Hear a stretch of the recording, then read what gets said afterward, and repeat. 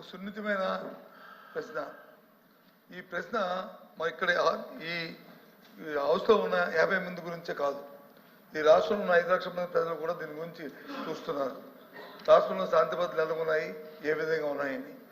సభ్యులు అడిగిన ప్రశ్నకి వచ్చి సూటిగా సమాధానం చెప్పకుండా దానికి వారు వచ్చి బాధ్యత కాకుండా అబాధ్యతగా వారు వచ్చి రాజకీయ ఉపన్యాసం కోసం, రాజకీయ అద్దె కోసం చేస్తున్న ఈ నేపథ్యంలో ముఖ్యంగా మేమే కాదు అధ్యక్ష, ప్రభుత్వంలో ఉన్న నేనైతే చదివా ఇక్కడ సందర్భం అయినా కాకపోయినప్పటికీ సొంతంగా ఉన్న ప్రభుత్వంలో డిప్యూటీ సీఎం గారు కూడా రాష్ట్రంలో శాంతి భద్రతలు క్షీణించే విషయాన్ని కూడా చెప్పిన విషయాన్ని కూడా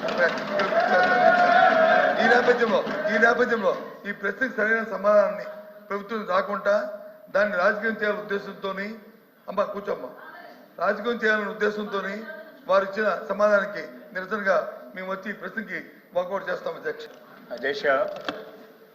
లోపి గారు మాట్లాడుతూ deputy chief minister Pawan Kalyan garu ఈ రాష్ట్రంలో లా అండ్ ఆర్డర్ ఫెయిల్ అయిందని చెప్పారని చెప్పారు. ఇది వాస్తవం కాదు అధ్యక్ష.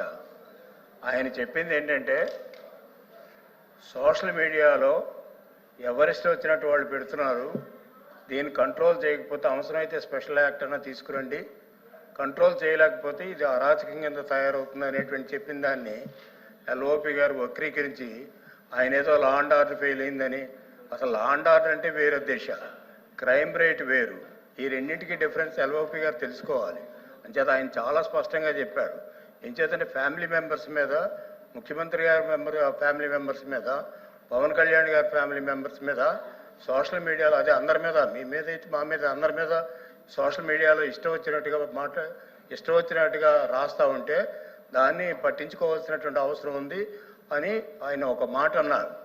ఆ మాట అని దాన్ని గవర్నమెంట్ సీరియస్గా తీసుకుందని చెప్తే అదేదో వక్రీకరించి ఆయన లా అండ్ ఆర్డర్ ఫెయిల్ అయిందని ఆ ప్రభుత్వంలో ఉన్నటువంటి డిప్యూటీ చీఫ్ మినిస్టర్ చెప్పారని చెప్పడం అనేటువంటిది కరెక్ట్ కాదు అధ్యక్ష.